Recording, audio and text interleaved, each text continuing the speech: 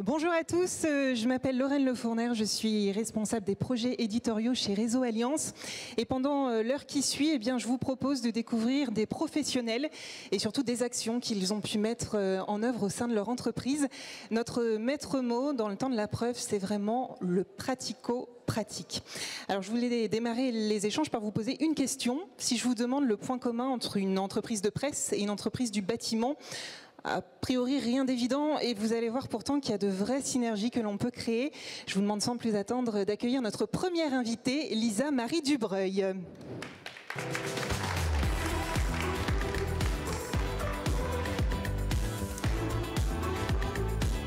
Bonjour. Bonjour.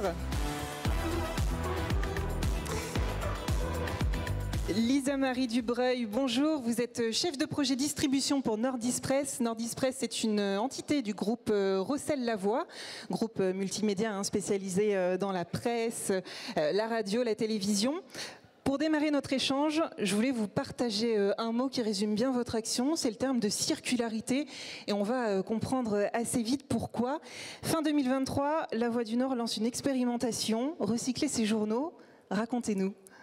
Alors tout à fait, fin 2023, La Voix du Nord a eu un projet un petit peu fou, c'était celui de récupérer les journaux chez les abonnés pour les recycler en isolant écologique, la ouate de cellulose. Alors comment vous êtes venue cette idée? Pourquoi un jour on se dit tiens, je vais proposer à mes abonnés qu'ils rendent leur journal? Comment ça vient cette idée? Alors déjà, il y a un contexte qui est connu de tous, je pense, c'est que le papier n'a plus vraiment la cote. Donc dans nos métiers, ça se traduit par une baisse du nombre d'abonnements papier. Il faut savoir qu'aujourd'hui, on a 1200 vendeurs colporteurs de presse, qu'on appelle VCP, qui distribuent quotidiennement les journaux chez les abonnés. Et donc moins d'abonnements papier, pour eux, c'est moins de revenus. Donc on avait déjà cette problématique de se dire comment maintenir cet emploi local qui est important, et donc comment redonner plus de revenus à ces personnes-là. Et d'un autre côté, on a aussi forcément un impact écologique puisqu'on consomme 33 tonnes de papier par jour pour produire tous ces journaux papier.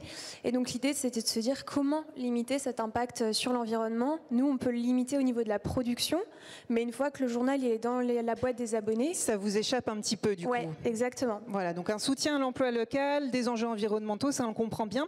Vous avez donc contacté les entreprises de colportage avec lesquelles vous travaillez. Comment elles ont accueilli la nouvelle? Parce que c'est du volontariat, hein, oui, vous m'avez dit. Ça. Oui.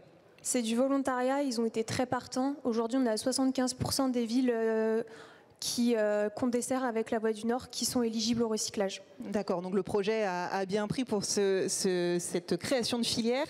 Moi, je me mets dans la peau d'un abonné. J'ai envie de participer à votre opération. Comment ça se passe concrètement ? Donc, si vous êtes abonné à La Voix du Nord et que vous ne participez pas encore, vous pouvez recevoir un aimant grâce au service client de La Voix du Nord. Ensuite, il vous suffit juste de rendre vos journaux une fois par semaine. Vous les mettez dans votre boîte aux lettres et vous apposez l'aimant sur la porte de votre boîte aux lettres. Comme ça, le VCP sait qu'il y a des journaux à récupérer et il les récupère. Et il les récupère. On est sur une logistique inversée, voilà, finalement. Exactement. Aucun kilomètre supplémentaire pour récupérer les journaux recyclés. Il les récupère lorsqu'il vous donne votre journal du jour. Voilà, donc finalement, on est sur quelque chose de complètement transparent. Une fois que vous avez récupéré ces journaux, il a fallu choisir un prestataire. Vous me le disiez tout à l'heure, c'est pour faire de la ouate de cellulose. Comment on choisit le bon partenaire quand on crée cette nouvelle filière pour continuer à tirer le fil ? La ouate de cellulose, ça existe depuis plus de 100 ans, mais en France, c'est assez peu connu. Donc, on n'avait pas beaucoup de choix. Il y avait une entreprise en Vendée et une en Belgique. On a choisi l'entreprise belge qui s'appelle Isoproc, puisqu'elle est à moins de 200 km de notre imprimerie d'où on envoie tous ces journaux à recycler. Et donc, Isoproc avait une vraie expertise dans la ouate de cellulose qui nous a permis ensuite de pouvoir nous insérer sur ce marché. Et aussi, elle fabrique... cette ouate de cellulose avec 100% d'énergie renouvelable. Donc il y avait vraiment une vraie démarche écologique chez Isoproc, notre partenaire belge. Voilà, donc on le voit. Donc ça, c'est de la ouate de cellulose, du coup. Ouais, c'est des anciens journaux. Oui, là-dedans, vous avez environ 94 journaux. Et ensuite, on ajoute des additifs naturels. Et ça vous donne cette ouate qui est hyper compactée. Là, ça représente 12,5 kg de ouate de cellulose. Voilà. C'était quelque chose d'important pour vous d'avoir des partenaires aussi locaux, de ne pas partir en Vendée. Bon, on est en Belgique, certes, mais c'est plus proche. C'était une vraie volonté aussi de pouvoir avoir une filière locale. Oui, tout à fait. On travaille quand même donc. Le groupe Rosalawa, c'est un groupe de presse régional, donc ça n'avait pas de sens pour nous d'éloigner cette valeur de localité qui est le fondement de La Voix du Nord, le Courrier Picard. Donc c'est pour ça qu'on a choisi aussi un acteur local. Je reviens sur la ouate de cellulose. Pourquoi vous auriez pu transformer vos journaux en une autre matière. Pourquoi vous avez fait ce choix spécifique de partir sur de la ouate de cellulose ? On avait un petit peu deux choix populaires, on va dire. C'est la pâte à papier qui permet de refaire derrière du papier recyclé et donc des journaux recyclés, mais on ne peut pas recycler éternellement le papier. Or, la ouate de cellulose, on va broyer les journaux, ajouter des additifs naturels. Pour ça, il n'y a pas besoin d'eau, il n'y a pas besoin de combustion, donc on est vraiment sur une production écologique. Et ensuite, on la pose dans les combles perdus des logements et ça permet de limiter les pertes énergétiques des logements. Donc finalement, de sa production jusqu'à son utilisation, on est vraiment dans une démarche éco-responsable et c'est pour ça qu'on l'a choisi. Et en plus, ça peut vivre plus de 50 ans dans vos combles. Voilà, donc on sait ce qu'on peut mettre du coup dans nos isolants.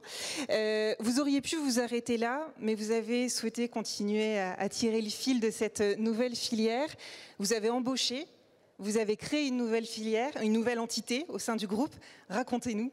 L'idée, c'est voilà, la circularité. On voulait un peu boucler la boucle. Vous nous rendez vos journaux en tant qu'abonnés. Pourquoi est-ce que vous ne pourriez pas vous isoler avec vos propres journaux? Donc du coup, pour ce faire, on a créé Selexo, que vous pouvez retrouver sur selexo.fr. Et donc c'est une marque sous laquelle on revend cette ouate de cellulose. Elle est portée par deux commerciaux qui sont arrivés il y a environ un an chez Nordis Press. Et donc on repropose cette ouate uniquement à des artisans et des entreprises locales qui ensuite la posent dans les logements de la région. Et récemment, on a également sorti une offre pour les abonnés de La Voix du Nord. Ils peuvent bénéficier d'un tarif sur notre ouate de cellulose. Donc si vous êtes abonné, n'hésitez pas à nous contacter. Voilà, le message est passé. Ça s'est fait aussi par étapes. J'imagine qu'une expérimentation comme celle-ci, quand on la démarre, on a envie de voir comment ça fonctionne. Vous y êtes allé aussi un petit peu crescendo. C'était important aussi de prendre ce temps de l'expérimentation pour voir comment les choses se concrétisaient derrière. Oui, c'était la première fois que La Voix du Nord et même un groupe de presse français mettaient un service de recyclage d'une telle ampleur. Donc on a commencé nos tests sur le Calaisis. Comme ça a vraiment bien fonctionné, que les abonnés et les VCP ont été très partants, on a étendu petit à petit au territoire de La Voix du Nord, puis au reste des Hauts-de-France où nous avons d'autres titres comme l'Union ou le Courrier Picard.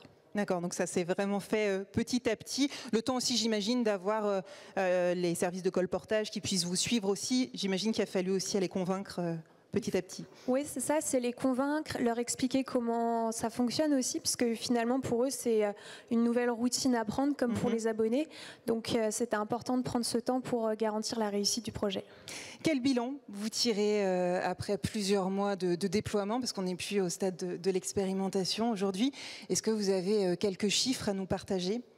Oui, aujourd'hui, on est très fiers d'avoir pu récolter 4,4 millions d'exemplaires. Donc ça représente environ 557 tonnes de journaux, ce qui nous a permis de faire environ 612 tonnes de ouate de cellulose, sachant que dans un ballot comme ça, on a 94 journaux. Ça fait une sacrée somme. Ça fait une sacrée somme, effectivement. Il y a une petite anecdote que je souhaitais qu'on partage. Vous avez eu des journaux plutôt vieux qui vous sont parvenus, des donateurs finalement qui ont cru en ce projet, qui vous ont donné leurs journaux. Oui, tout à fait. On a eu un historien qui conservait ces journaux depuis très très longtemps et qui a gentiment accepté de nous les confier. Donc on a eu des unes qui montraient la chute du mur de Berlin, des unes sur le général de Gaulle. Donc c'était assez drôle de pouvoir voir que ces journaux très très anciens ont quand même pu être recyclés. Et c'est ça qui est assez fou. Voilà, qu'ils puissent aussi avoir une seconde vie. Quels sont les écueils à éviter quand on se lance dans ce type de projet? On voit bien toute la boucle, le colportage, la recherche de partenaires, derrière une nouvelle entité aussi, c'est une prise de risque. Selon vous, voilà, les écueils à éviter quand on crée ces nouvelles filières? Déjà, en fait, nous, ce qu'il faut savoir, c'est que, comme je le disais, on a cet enjeu des abonnements papier qu'il faut quand même maintenir. Et aujourd'hui, on a des abonnés qui nous ont dit ce service de recyclage, c'est ça qui m'a donné envie de maintenir cet abonnement papier.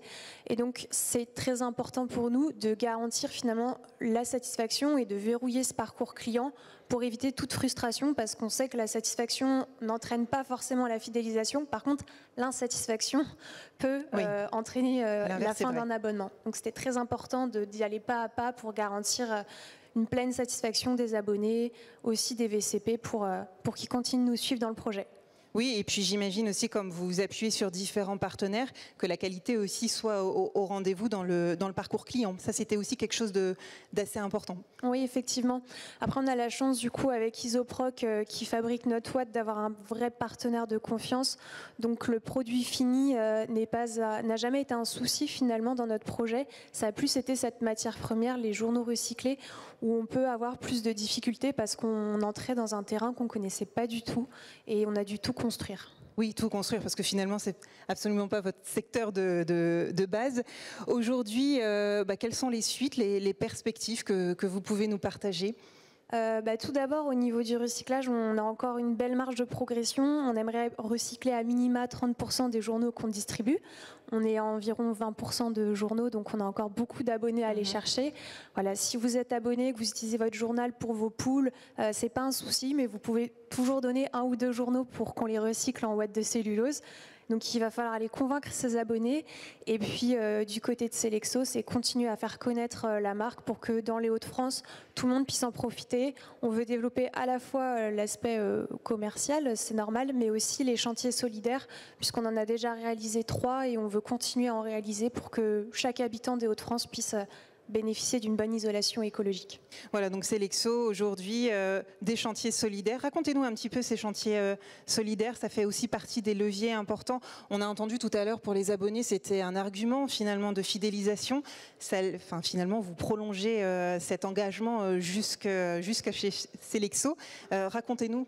Alors, dans les Hauts-de-France, le constat, c'est qu'on a beaucoup de passoires thermiques et on a aussi beaucoup de ménages qui ne peuvent pas s'isoler pour des raisons de coût.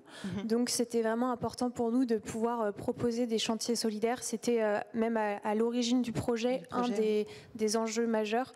Donc, on a pu en réaliser 3 grâce au Bricot du Cœur, par exemple, qui est une association de la région. Enfin, elle est partout en France, mais on travaille avec celle de la région. Et donc, du coup, on a pu en réaliser aujourd'hui 3. Les suites pour demain, c'est continuer à faire vivre le projet. Oui. Exactement, on a encore beaucoup de choses à faire. Voilà, merci beaucoup Lisa-Marie Dubreuil. Voilà, une filière locale avec de l'information locale, de l'emploi local, une fabrication locale. Merci beaucoup d'être venu. Je rappelle que vous êtes chef de projet distribution pour Nordispress, entité du groupe Rossel Lavoie. Merci et à bientôt. Beaucoup. Merci beaucoup.